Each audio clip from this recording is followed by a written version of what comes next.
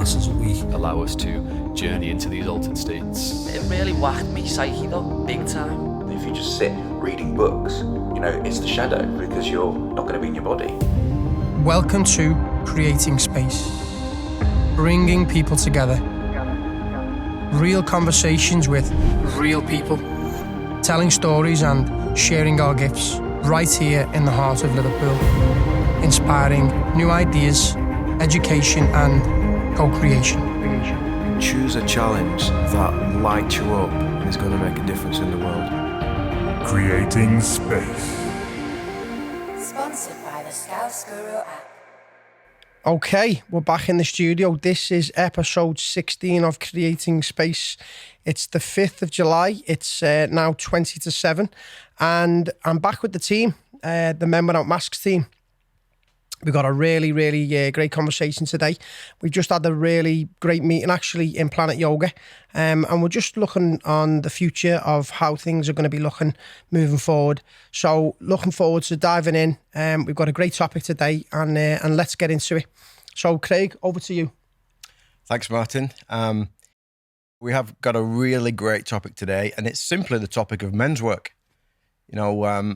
Definitely through the lockdown, if not preceding lockdown, we've seen an explosion of, if you like, men's support systems or networks, and we're going to discuss here what men's work is. I mean, in my life, sometimes that meant working with a coach. At other times, it meant being on my own and kind of being okay with myself. At times, it was working with a therapist, going on men's retreats, yoga, self-inquiry, and the list goes on, really. So what we discussed previous to meeting up here tonight is this whole topic of men's work. And I've got some great men here with me tonight. I've got the Men Without Masks facilitation team. I've got Martin Bowen on my left. Martin's been with me and, if you like, the brand now since day one. I've got Dave on my right, our trusted brother from the Peak District. We've got Matt Gunn, psychotherapist, who's recently joined our team. I'm really pleased to have Matt on board.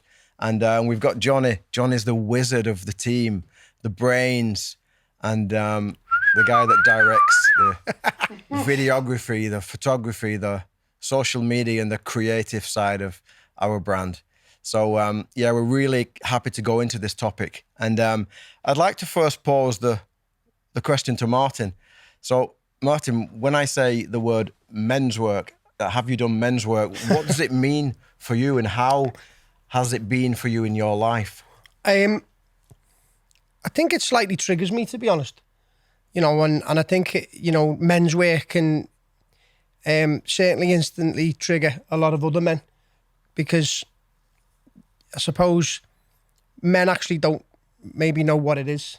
And for me, I think men's work, well, it started on the dance floor for me. That was where my men's work was for many years. I went to an all-boys school. And so, I was around boys a lot. And fortunately for me, I was involved in a tennis club when I was younger. So I was around men. You know what I mean? I was quite lucky. I obviously had a father who was around as well. I mean, he went to work a lot. I was ultimately raised by my mother. But my dad certainly installed great values into myself and my brother. And I think, my men's work, coming back to that that thing I've just mentioned, it was really about being on the dance floor. That was almost my initiation, being around men. Being in a tribal sort of setting, you know what I mean? And almost just being guided by the beat of the drum, it was for me, I was around 16, 17 and we went to a club in Liverpool called the 051. And that was my men's work. And we went every single week for like 2 years. But then that continued. And we started to branch out, and we maybe went to a different club, and we started to go on holiday. We started to go into, lads' holidays as such. Do you know what I mean? That was Ibiza, or Glastonbury, or Vegas, or we just go in and around, the UK, and we go clubbing. So for me, that was very much my men's work for a very long time. And it was an incredible container for me, really, because it allowed me to be myself. It allowed me to be held by other men. It allowed me to feel and express myself. So psychologically, I felt very safe. But that had a sell-by date, Craig. You know, I reached about 26, 27. I'd been partying for 10 years, solid. I was fortunate enough because I went to Texas. I lived in Texas when I was 18 for a number of months, and I was around a lot of like really highly functioning tennis coaches, and so that was a big initiation for me. And then when I came back, I worked in a David Lloyd Centre, so I was a professional tennis coach, and again I was around, you know, there was a lot of male tennis coaches, so I've had, you know, small, almost mini cultures over a period of time where I've been able to be in and around men.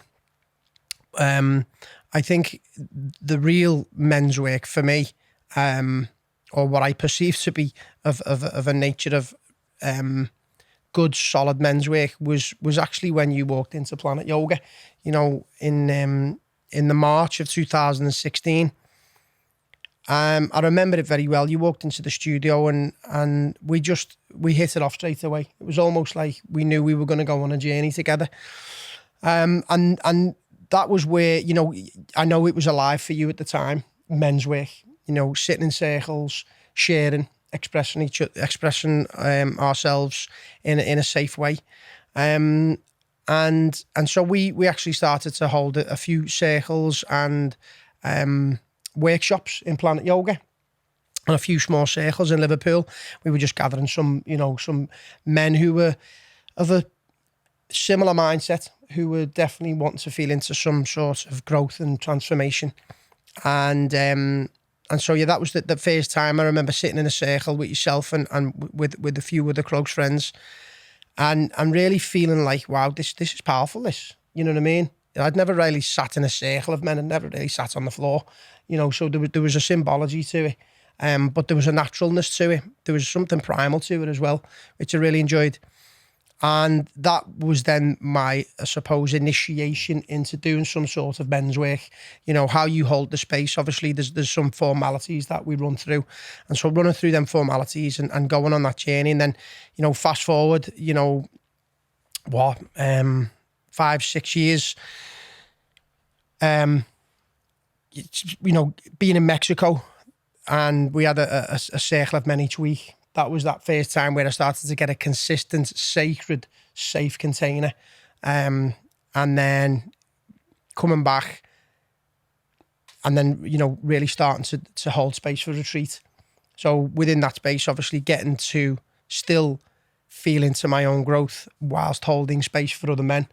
And, you know, since then we've held, you know, wow, we must be up at maybe 20 retreats now. And each and every retreat, obviously I'm bringing my own unique gifts and talents into retreats, you know, with the meditation and the yoga.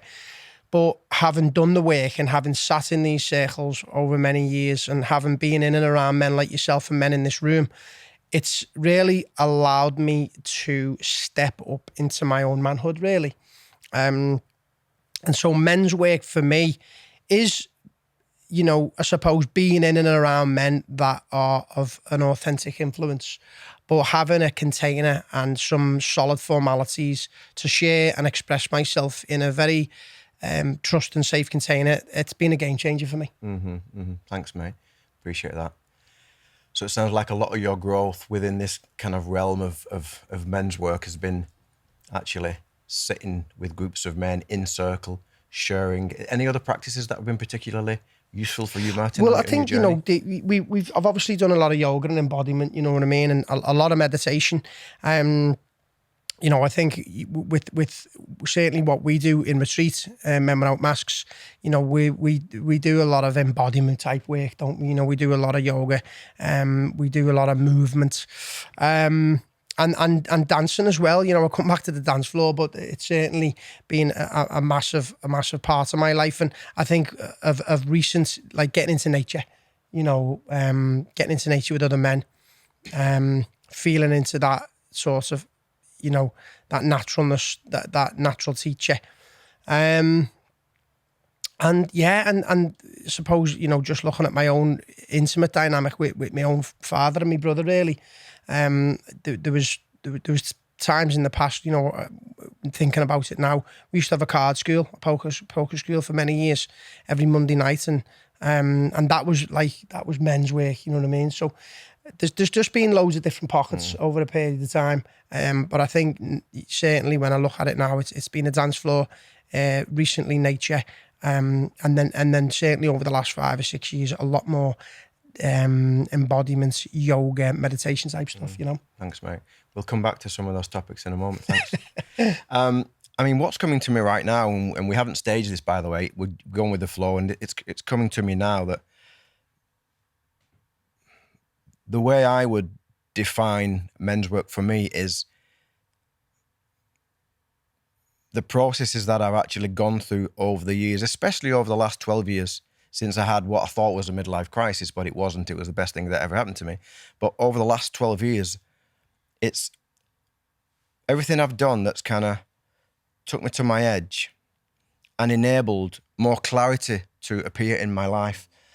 It really is. And if I rewind to 12 years ago, and then I rewind before that, it was almost as if my life was programmed for me. You know, I was still doing what mom, dad, and friends and the town I grew up in expected me to do.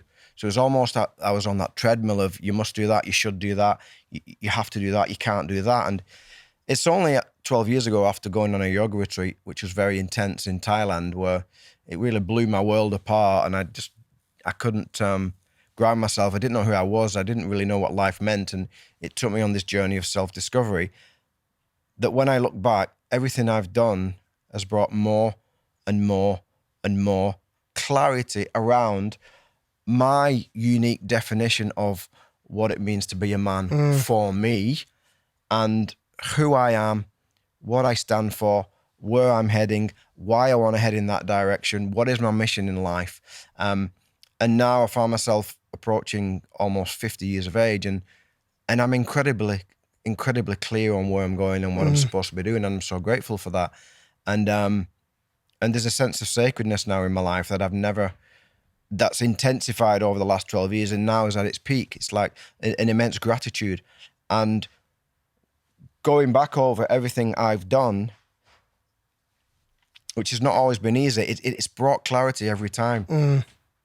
And for me, there's been yoga, there's been meditation, there's been silent retreats, there's been work with therapists, there's been work with coaches, there's been work around my sexuality and my connection with women.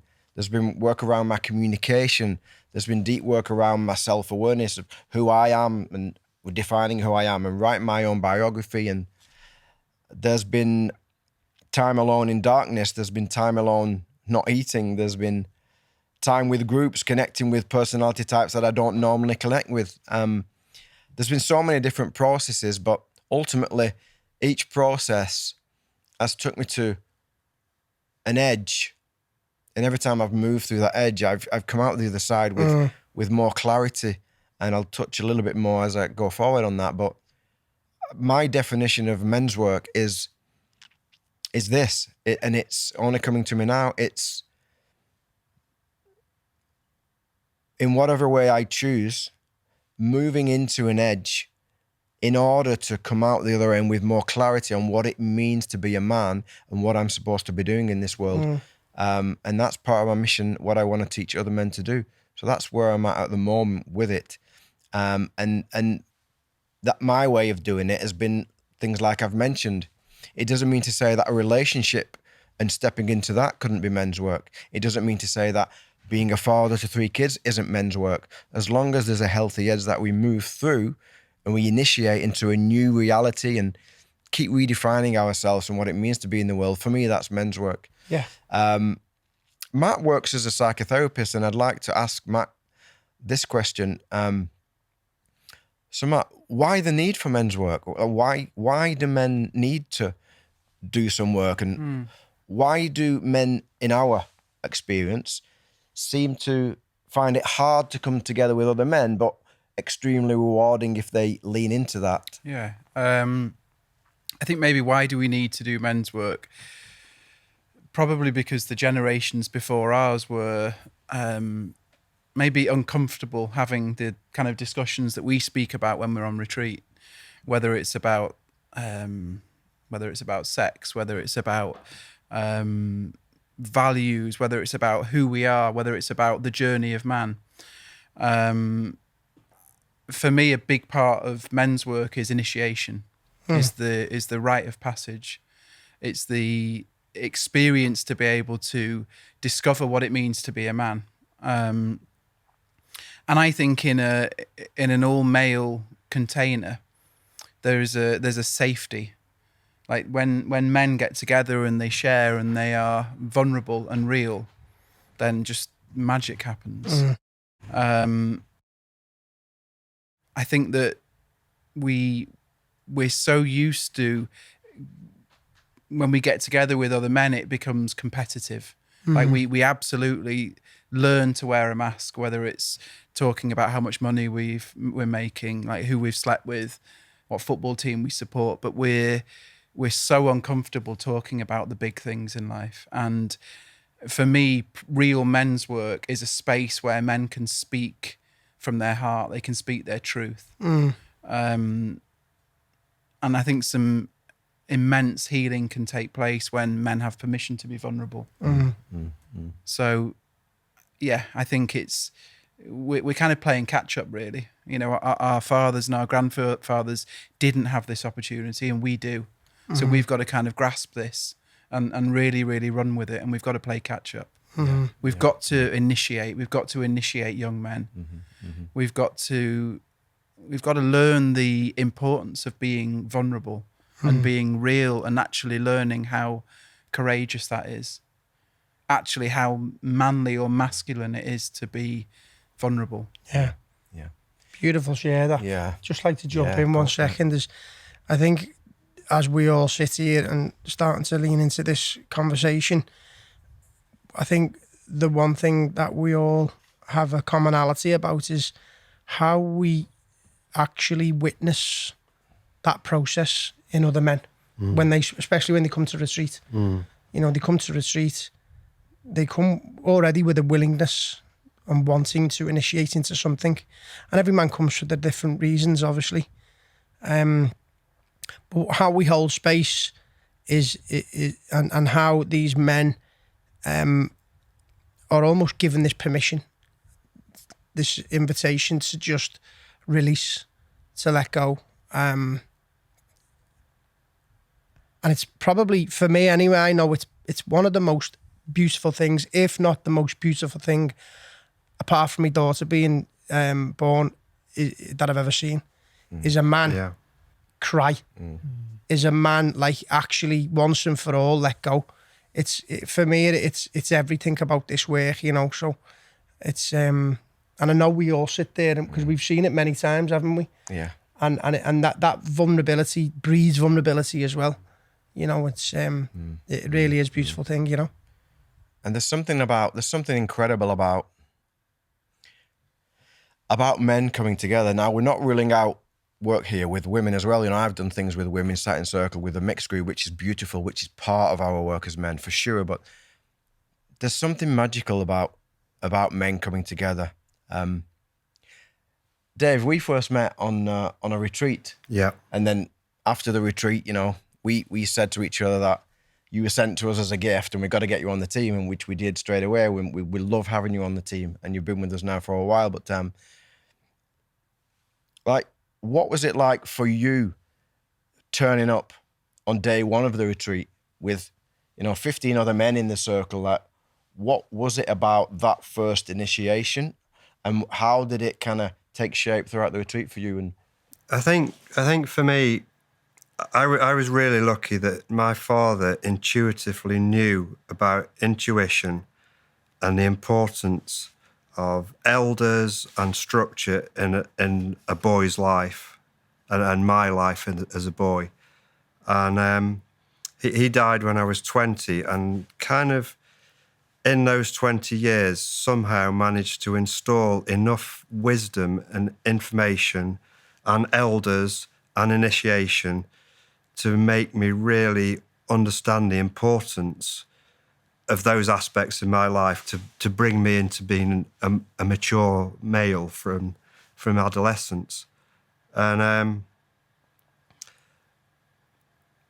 I think in my own journey through my 20s and early 30s, I lost that little bit. I lost the elders. I found my own path in a different way, not necessarily a healthy way.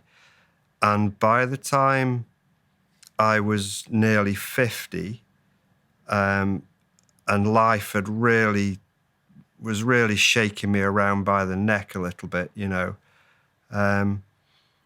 I look back on that, and I look back on the experience with my own father, and at the same time, I had 2 friends commit suicide. I had friends falling away with depression and the chaos of life, and I could look at it and go, you know, what's going on here? I felt a calling.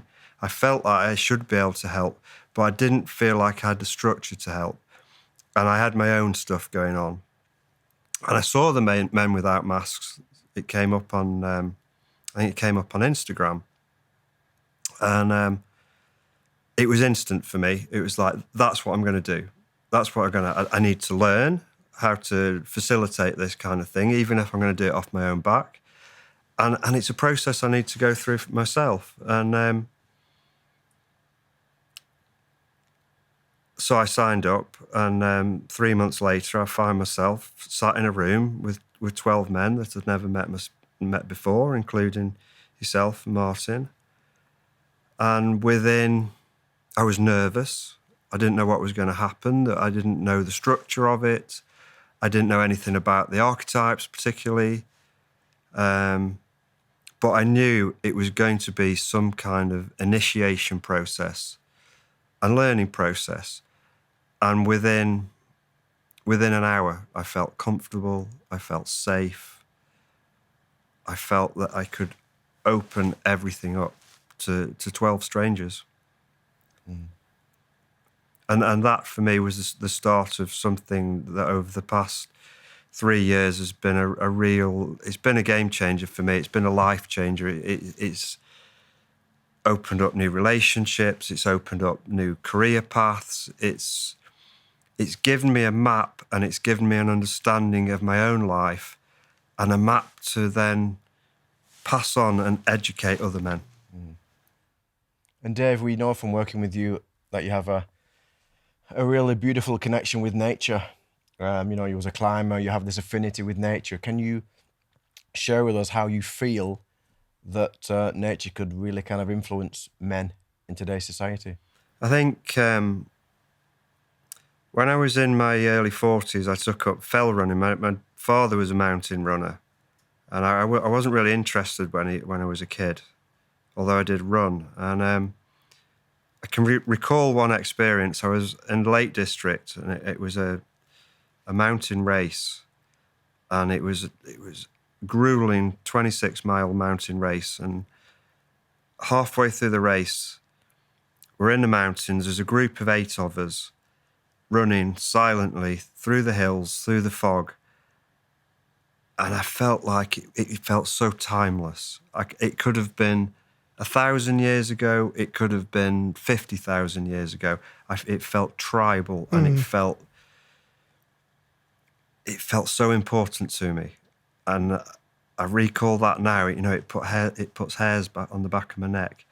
And that connection with being in the outdoors, being in a raw, open space with other men, together, with a purpose, it's so powerful, and it's so healing. And nature heals on so many levels, from the colour green to fresh air to cold water to bird song to silence to the darkness of night. It's the simplest. For me, healing is about going back to simplicity. And the simpler you can make your life, the quicker you will heal. Mm. Johnny, So, Johnny, you're the youngest within our team. You were introduced to Martin, who's been a great mentor to you. You've kind of come in, to this work from a meditative, contemplative perspective initially, and Martin introduced you to me, and you've been on a retreat. You've just been involved in your second retreat. I mean, as a young man growing up today, how has this experience and this kind of journey within, I guess, men's work been for you, and how is it helping you to redefine what it means to be a man? I have to say, from coming on retreat, it's an absolute foundational education into manhood, and it's something that's just not taught anywhere, or hasn't been in my experience from my upbringing. It doesn't get taught in the schools. If you don't have a real good group of elders around you, that knowledge doesn't get passed down.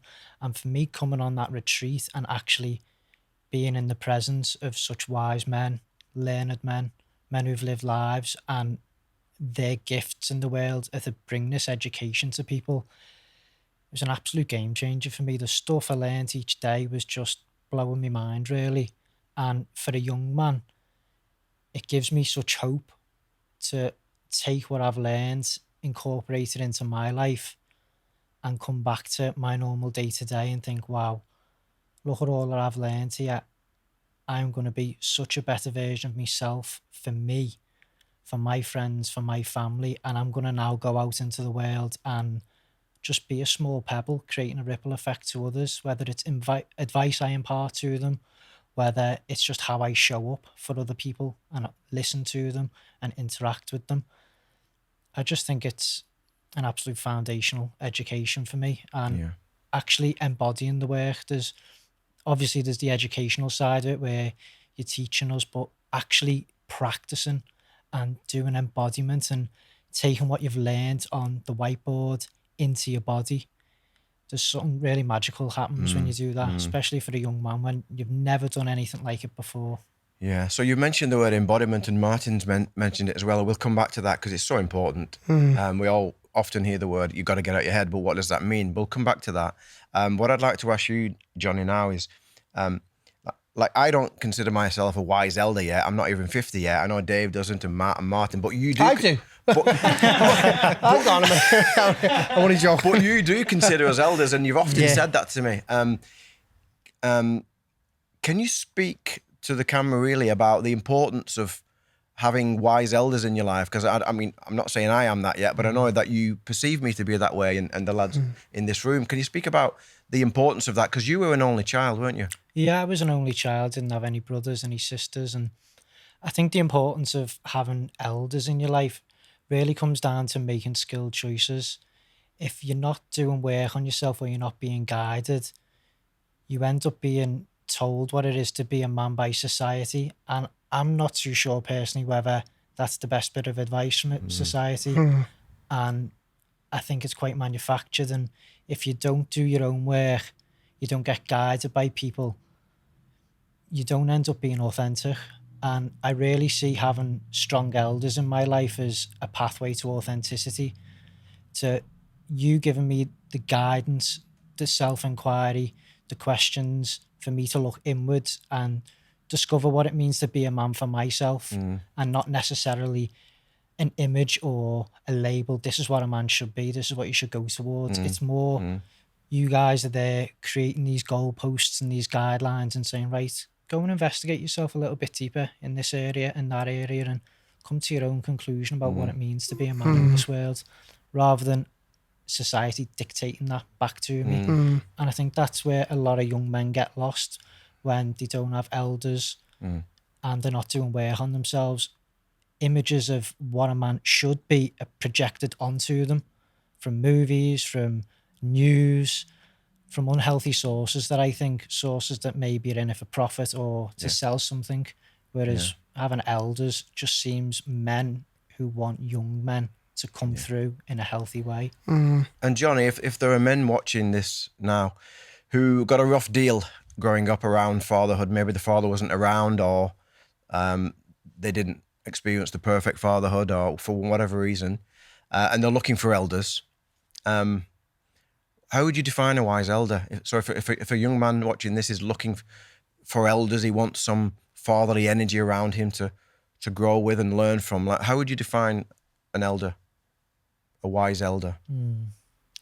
I would define a wise elder as someone who is looking out for you and has your best interests at heart with nothing to gain. They're doing it from their own heart.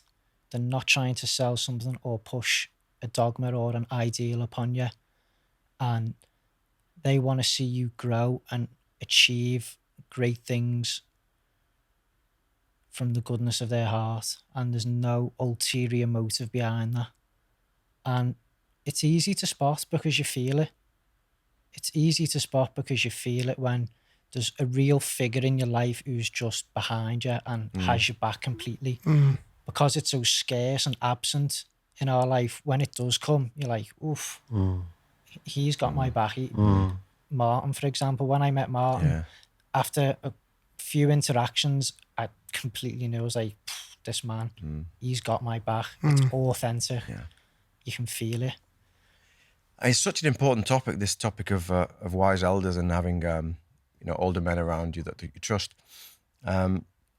Warren Farrell, who's probably one of the world's most prominent male authors, PhD, talks about dad deprivation. We're living in an age of dad deprivation, so it's really important to seek out elders.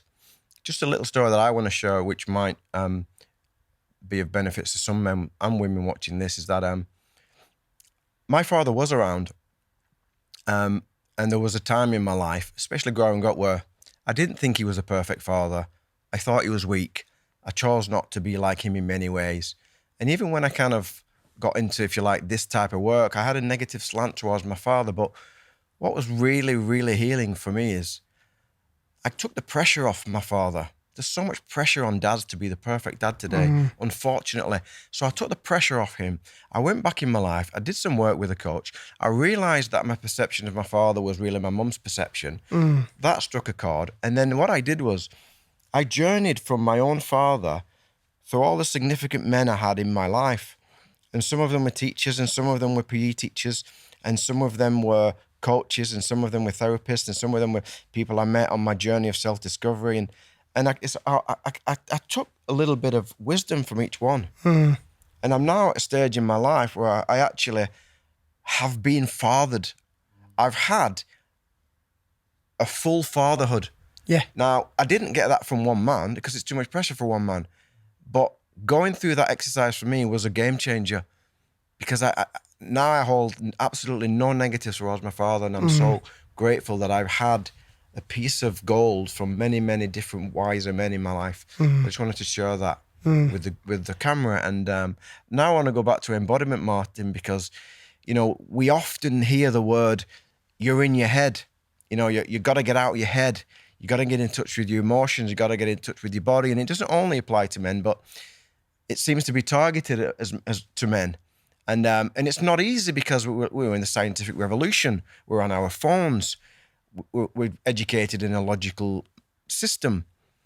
We went to war as men. We were trained to kind of stay quiet, detached from our emotions, go into battle. So we're kind of hardwired to be in our heads. So it's not easy.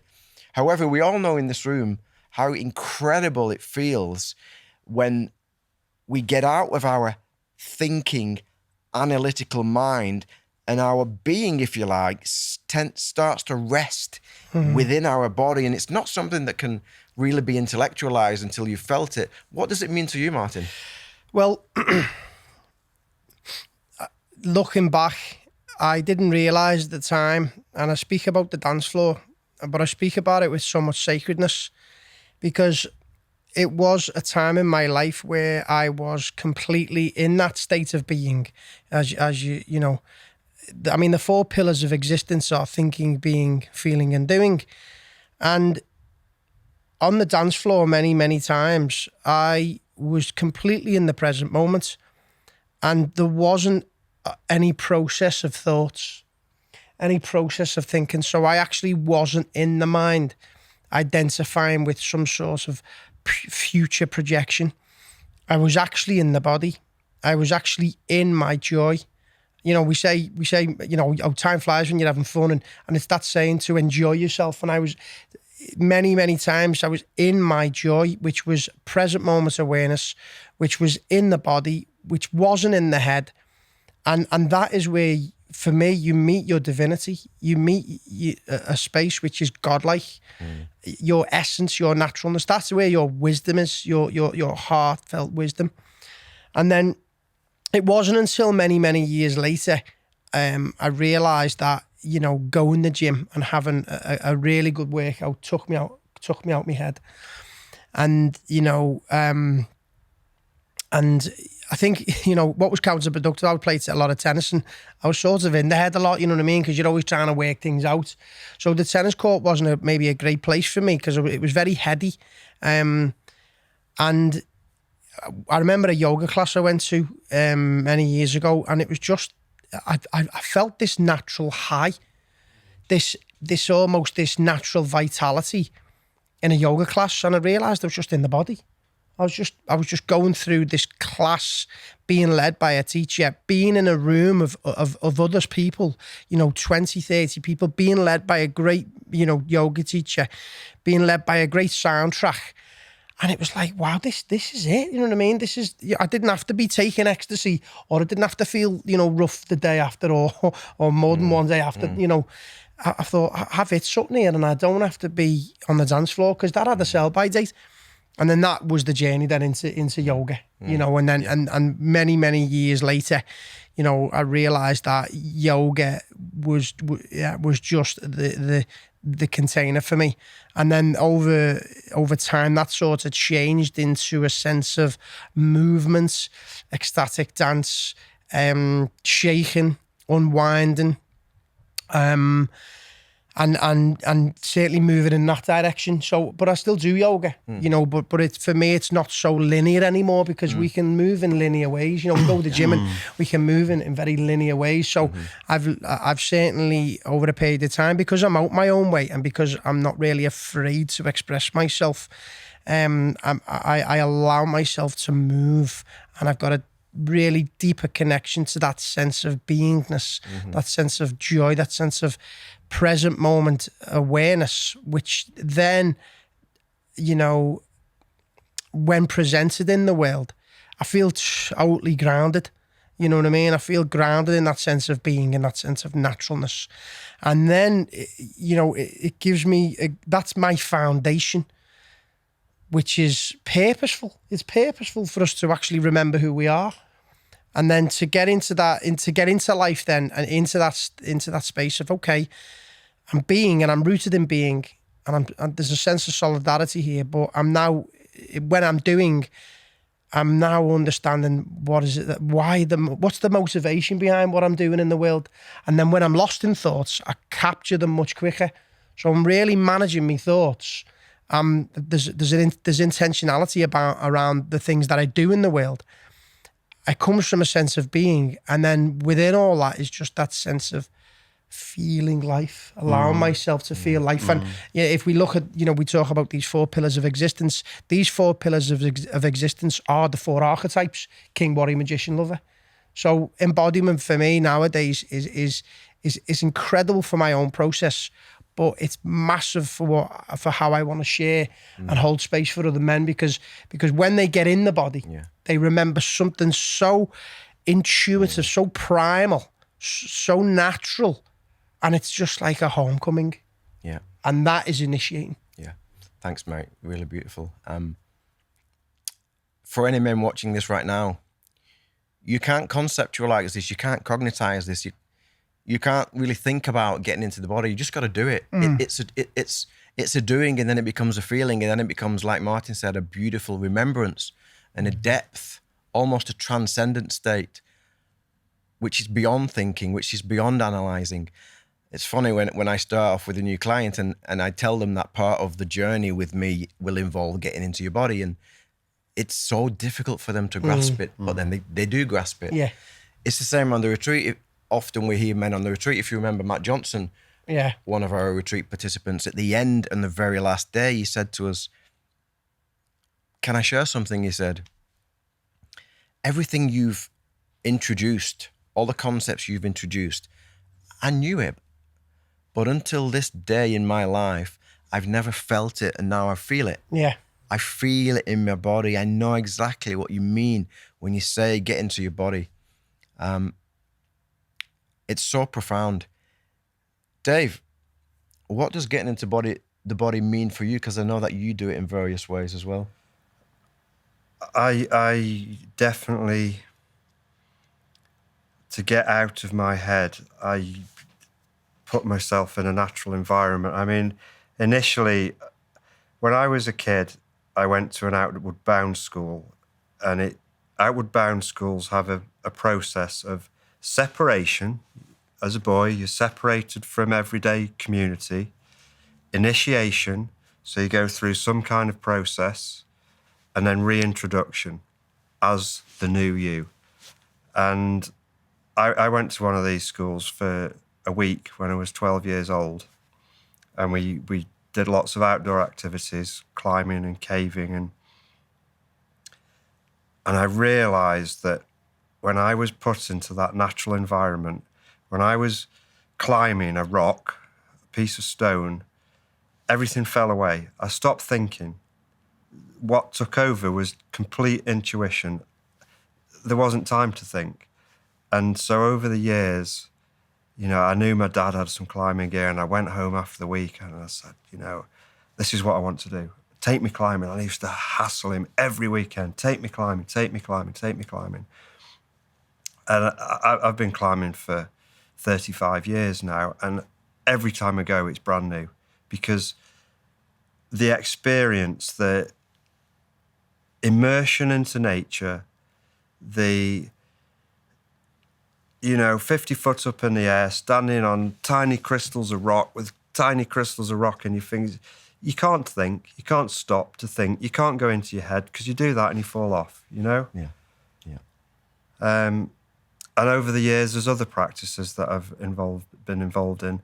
One of them is getting into the cold water, you know, cold water dipping, cold water swimming. It's a big buzzword at the moment, but there's nothing quite like walking down to a cold, dark lake with a head full of thoughts and a head full of fears and a head full of life, and not knowing what you're going to do with all this chaos in your head. And suddenly you go, I'm going to get in that water, and you get in that cold, dark water, and everything falls away. You are in the body. Your body is dealing with the cold, with the shock. There's no time to think. Yeah. You've rewired yourself. Yeah. Beautiful. I just had one thing here as well. While you were talking there, Dave, I just running back a couple of scenarios, and I was actually watching an interview with Roger Federer a couple of days ago, and he was behind the camera running this interview, and he was actually saying, I feel empty. He says, I feel empty. He said, there's no thoughts. He says, I'm just out there, and I feel timeless. I'm just having fun. And I think he'd almost just made peace. There was a sense of how he just made peace with everything, you know what I mean? Almost like he's not trying to chase that extra, you know, that maybe that one final Wimbledon, you know what I mean? But there was just a sense that, you know what, everything is as it is. I'm not chasing anything anymore. And there was a sense of how he'd give himself permission to just be and to relax. And through that deep relaxation, he felt empty. He wasn't in the head. And he said the word, I feel very peaceful out there. He said, I'm just striking the ball. And there was a sense of how he's obviously just trusting, I think, his abilities. I think with nature also, there's no competition. You're never going to win. There's no point in even trying. Yeah. You know, you're up against something that is so much bigger than you are. Yeah. And so you can only surrender to it. Yeah. And be with it. And men see surrendering as weakness, don't they? Of course. I think one interesting thing maybe to add about embodiment too is that, like, how come we lose the ability to live in our body, the naturalness of a child that just knows how to hang out in their own skin? And you know, why is it that we as men particularly become so disconnected? And it's often as a result of trauma. You know, if we think about trauma being an embodied thing, it's something that energetically enters our system. Yeah. and we quickly learn how to armor against it, how to disconnect from it. Yeah. You know, and we metaphorically kind of build a wall from the neck down, and we, you know, the lower body becomes something that we can use as a tool, but we disconnect from the wisdom that lives in it. You know, like we disconnect from the peace and the truth that lives in our own body. Yeah, they just become stiff, men, don't they? Completely stiff. Yeah. You know, and then you know, you get men who go, I can't dance, but there's a fear of being judged then. So there's a whole, you know, there's this like, oh, I'm now so attached to my image, my self-image of how I think I should be behaving. So what comes with that is like, you know, all the clobber you need to be wearing, and the car you need to be wearing, and the watch you need to be wearing, and you need to be the cool dude at the back of the room, you know, standing, and then there's just this almost stiffness, this deadness to them, isn't it? You know what I mean? Almost like spiritually dead. You know, no connection whatsoever, and hiding behind, you know, a great wall of armor, as you've mentioned, and it's not very attractive, is it? No. I think also emotion starts to become a head process rather than a body process, and feeling becomes a head process, and we think feeling is the brain, but feeling isn't the brain. Once the brain's cut off from it all, feeling is in the body, love is in the body, hate is in the body, pain is in the body.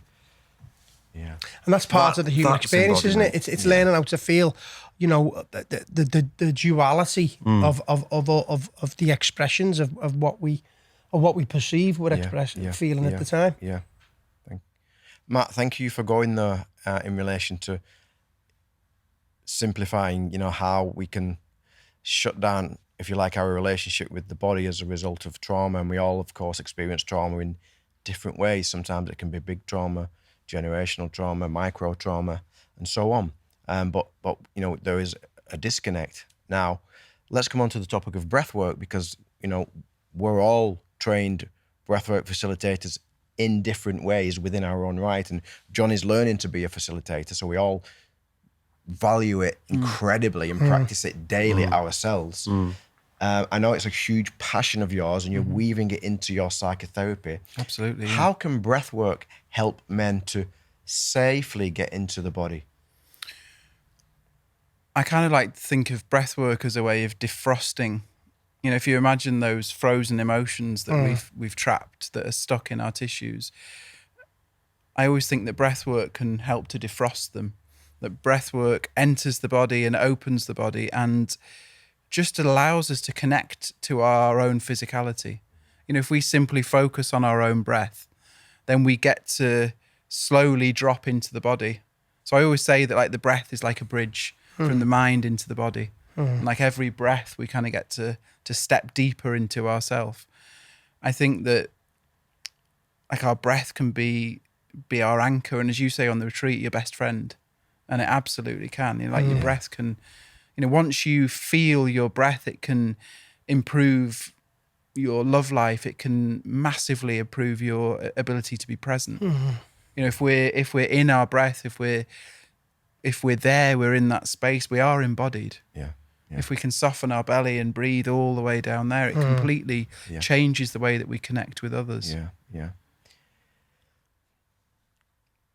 I think we should talk about safety, because, you know, we've all experienced transformation here in various ways of moving into men's work, if you like, to use that term.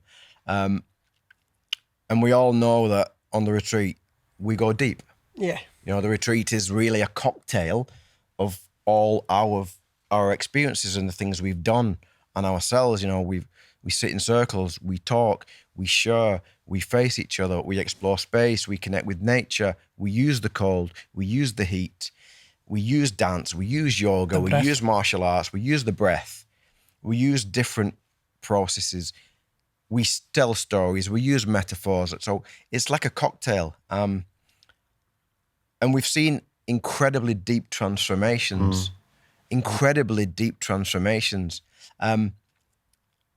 But we all know that those transformations would never occur without safety. We all know what it's like on day one. And on our last retreat, 25 of us came together in circle. We feel the fear, we feel the edginess, we feel the stickiness of men coming together who don't know each other, of projections and I like him and I don't like him, and maybe and there's a detachment, and I'd like to say we do a pretty good job in that first day of moving through the stickiness and carefully creating a safety of container for us to fully express ourselves in day 2, 3, 4, and 5.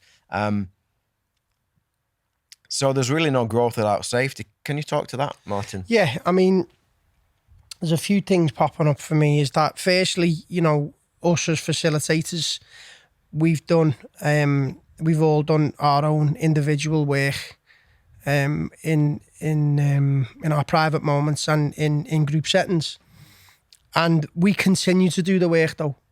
This is a long-term project, and we continue to show up for ourselves, which inevitably allows us to show up as men for the world on a daily basis, and we've all got our own practices. I think what allows us to be on certainly that first day of retreat is vulnerable. There is no masks. We don't wear any masks on that first day. We go through the process absolutely, also. and the process is just as equally potent for our own processes as well as just facilitating. So we're there holding the space, but we are there as an equal. We're there as men. We're there as men, but we're able to just demonstrate and embody vulnerability, and so we advertise that mirror very early on, especially on the first day. And I think another thing is that what's obviously also beautiful is because it is a retreat, there has been a willingness from these men to come along and be vulnerable, So I think, you talk about a cocktail here, Craig. So I think on that first day, I think it's a cocktail of us being vulnerable and shining that mirror of vulnerability.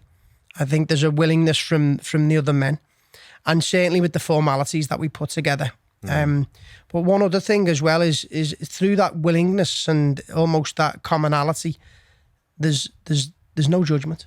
You know what I mean? There's a fear. There's a feeling of feeling. You know what? I'm not being judged here. I'm sitting here with.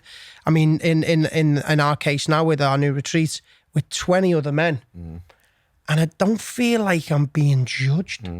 You know what I mean? And I feel like we're all in the same boat because we are. Yeah. And that then is a recipe for what happens on day 2, 3, 4, and 5, and we all know what happens.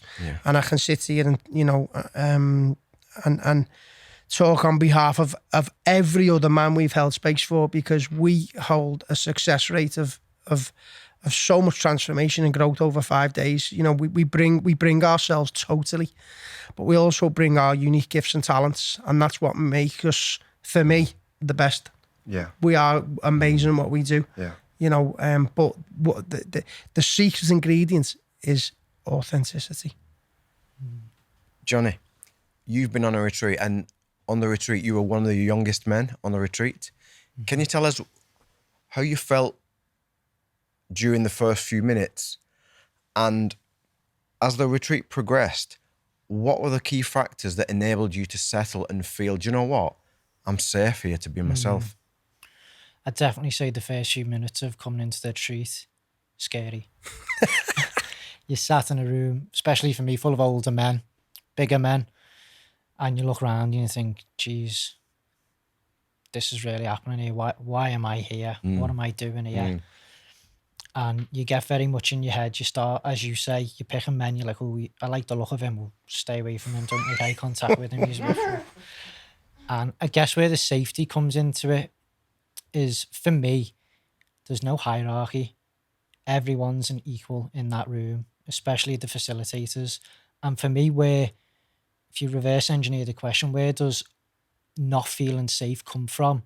It harks back to childhood, maybe, where there was a hierarchy and elders or older peers told you that some type of your behaviour wasn't acceptable, and you mask up and you carry that mask all the way until you're a teenager, young adult.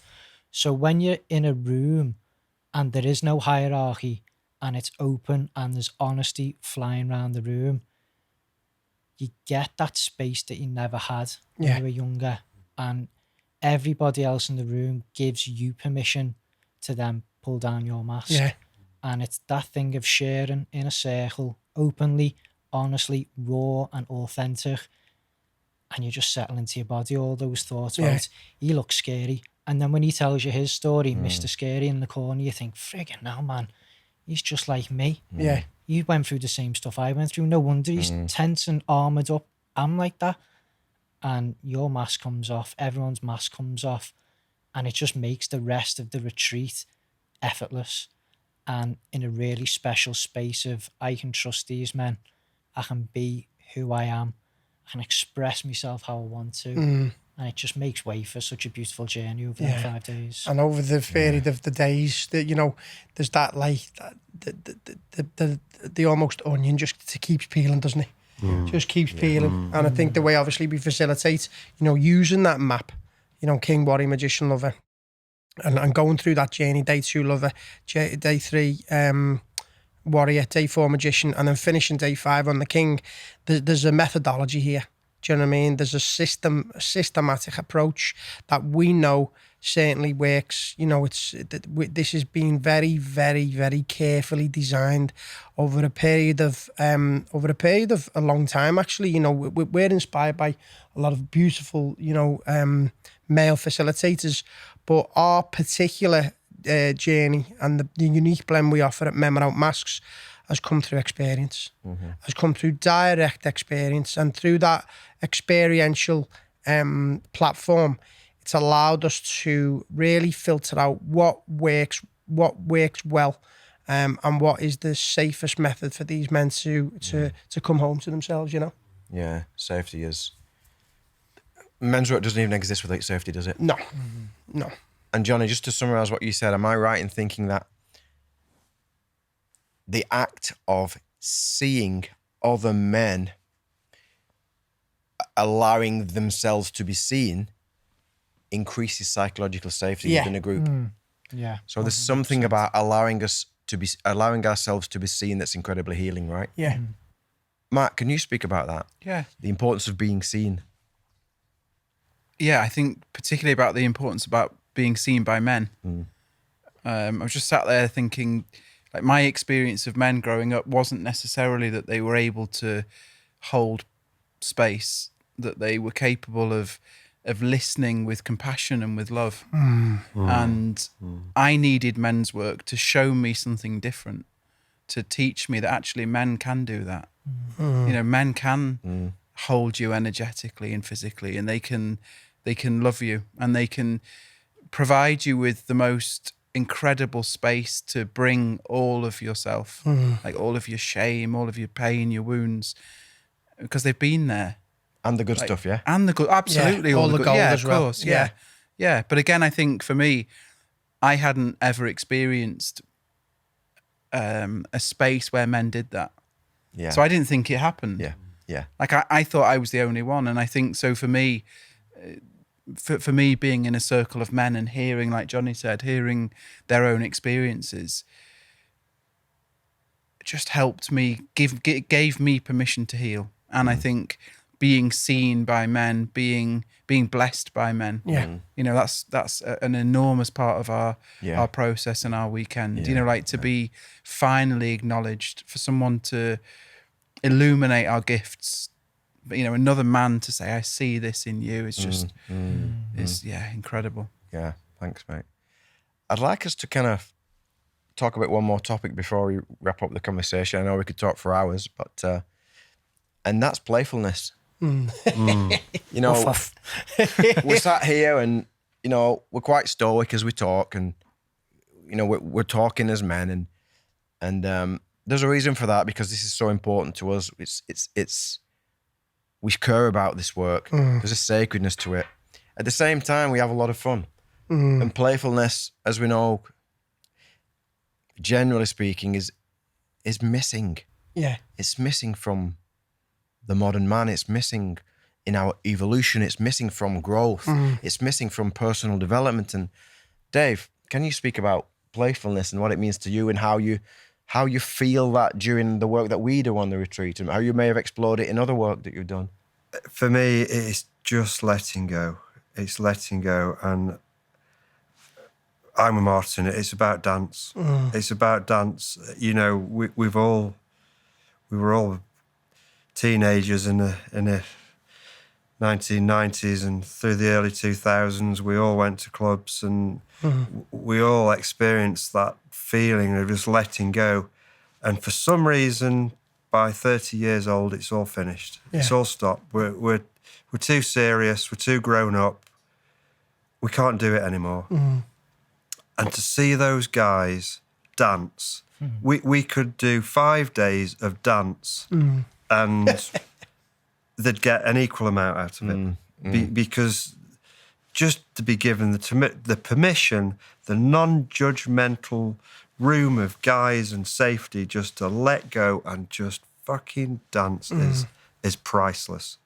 And for me, that's where it's at. So dance is big for you. Yes, definitely. What about you, Martin? What plays out for you in the retreat? Where do you find your playfulness? Because you have a lot of playfulness. Yeah, I mean, you know, I'm a cheeky Scouser, do you know what I mean? And I'm lucky enough to have a beautiful daughter at home, so she's a great mirror for me to play. But I've always wanted to have a laugh, you know what I mean? I always want to be playful. But I'm able to do it in a way where it's not at the...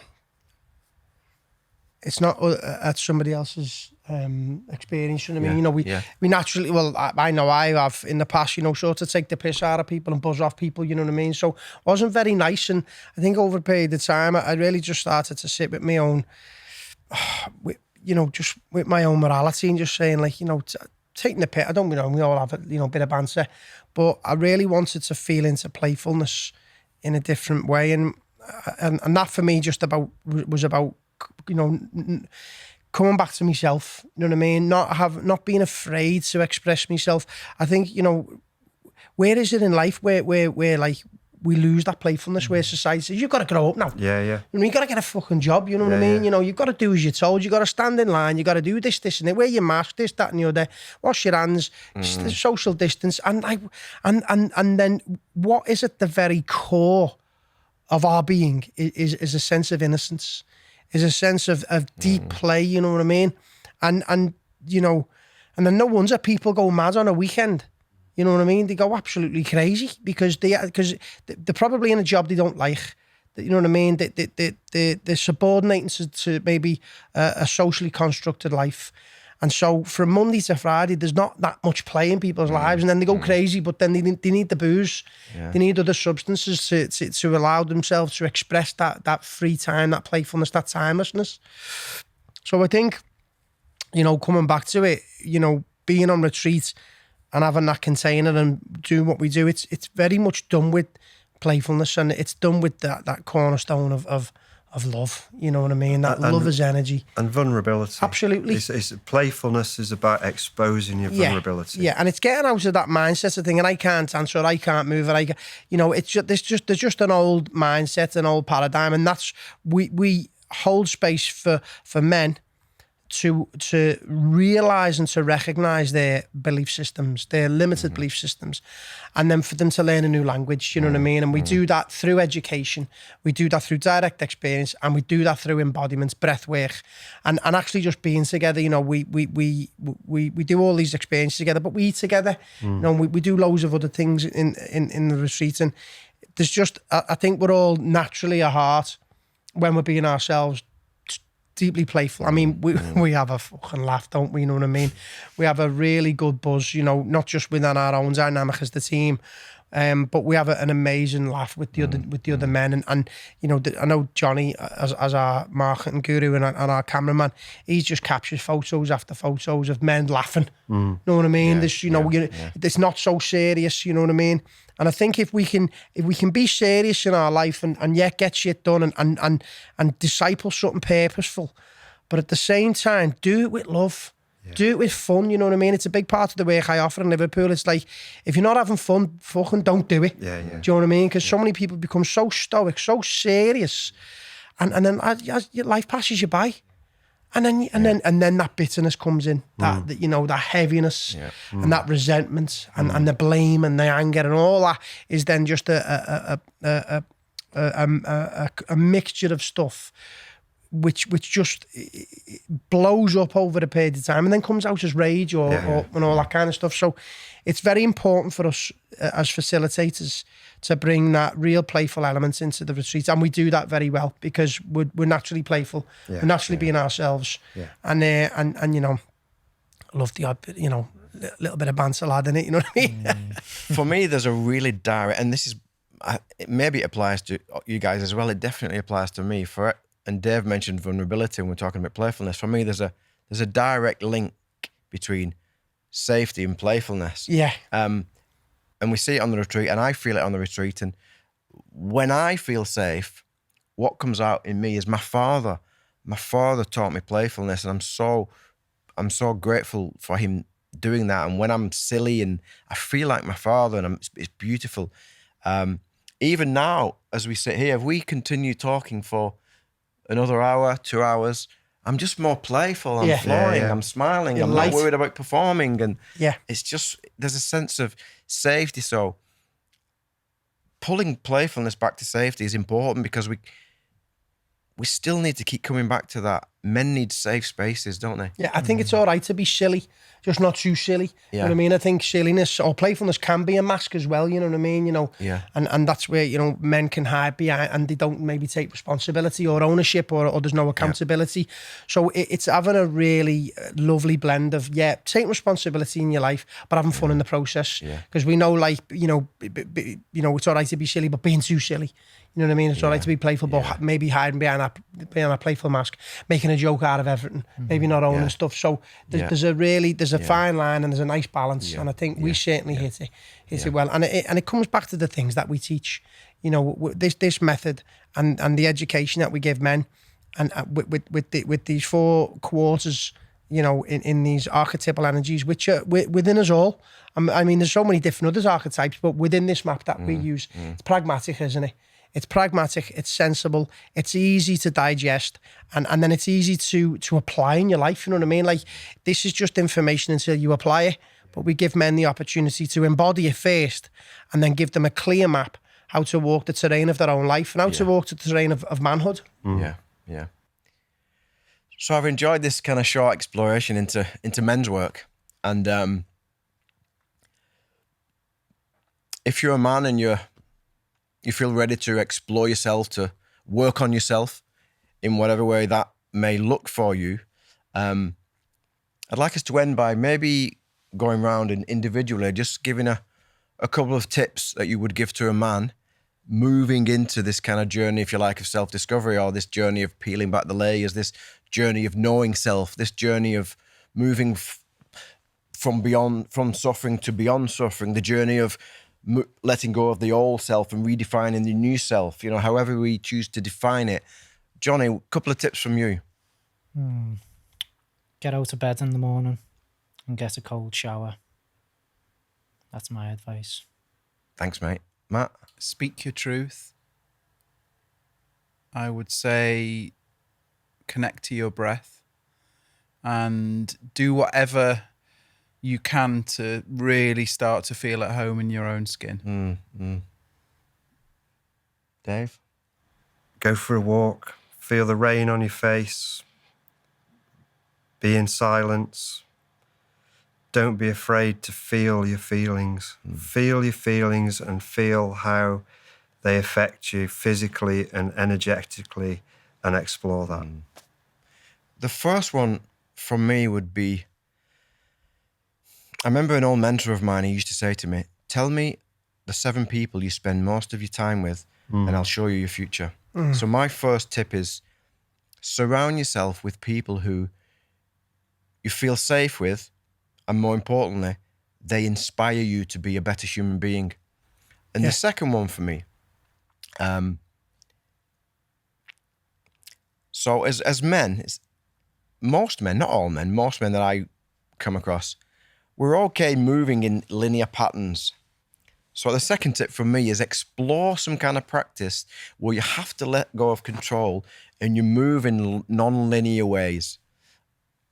dance, just random movements yourself, 5 rhythm, ecstatic dance, or just shake and just move your body, but challenge yourself to move in non-linear ways. Martin? Lovely. I'd like to echo that. You know what I mean? I think, you know, if you start off on your own, get in the house, play some music you like, you know what I mean? Play some music that might bring back some beautiful memories from your past or your childhood. You know, have a dance in the house. I mean, we've all done it. You know, you know, you're just dancing in the kitchen and you're just flying. You know what I mean? So that's definitely one container is to say, like, if you're not just ready to like do that in front of an audience, you know, then do it at home. Close the doors, you know, draw the curtains, play some music, get in for it. I mean, I'll always come down to meditation. Meditation's a big one for me, you know, and that for me is around creating space, you know, and that's just some sacred time, alone time, with something as simple as your breath, you know, just where you can sit still, find a comfortable posture, and just be with your breath, and notice thoughts, you know, arising. And really and contemplate. You know, these great contemplative traditions, they've stood the test of time. So meditation is certainly a big one. And I suppose one other thing, and I was wondering whether to say this or not, but a big journey, a part of my journey for me is exploring some psychedelics, you know, and to do that in a really safe way, actually. You know, I explore nowadays psilocybin in a very controlled manner, small doses, but I'll get out in nature, or I will create some space at home where I can just take a bath. You know, I didn't take a bath for years, and now I'll create some space sometimes on a Saturday afternoon where I'll take a small dose of psilocybin, I'll play music I love, I'll run a bath, I'll make sure there's some lovely foods in, you know, from Marks and Spencer's or something, and I'll have like 5-6 hours on my own, but what that does for me is incredible. You know what I mean? And then I'm ready for the world. Then I'm ready. I'm alive for weeks. And then I just, you know, I just maintain that by doing a little bit of cold water, as Johnny said, or doing a little bit of yoga and doing a little bit of meditation each day, and then also hanging around with inspirational, influencing men. And I've got some beautiful men in Liverpool that I hang around with. But I'd just like to also finish on, like, I've also got some beautiful friends, some old friends that I don't see that often. And they've been a massive part of my life, you know, and I just want to say a big shout out to you. You know who you are, you know who you've spent. I've spent many years on the dance floor with you, and I just want to say a big thank you. You played a big part in me, and I hold you dearly into my heart space, and I always wish you well. And just because I don't see it in the physical doesn't mean I don't relate to it in the spiritual. So yeah, all beautiful, really beautiful conversation today, man. Thank you so much. It's been wonderful to express ourselves and to share this information, and hopefully anyone, you know, listening is gonna just take away, you know, these pockets of insight that we've all shared today for the benefits of becoming a better man, innit? Yeah. Thanks, mate. And yeah, we do hope there's something for every man within this topic, within this conversation. That was definitely our aim. And yeah, we encourage all men to grow and to evolve and don't stand still. And, you know, there's so many things out there. If you like what you've heard and you want to learn more about our organization, maybe you'd come on a future retreat. Maybe you want to explore future mentorship. We've got other products in the pipeline. If you feel like we are people you can trust, check us out. Men Without Masks. You can find us on LinkedIn, you can find us on Instagram, you can find us on Facebook, or you can check out our website, menwithoutmasks.com. Thank you for listening, and thank you, men. Yeah, Thank you. I'd just like to say one more thing. Craig, you were really conservative with that call. Men, stop fucking round. Let's get in for it, because this is an incredible opportunity, and you've wished for these feelings. What we've spoke about here, you've wished for this, and it's time, you know, and this is a great container for you to really embody your potential.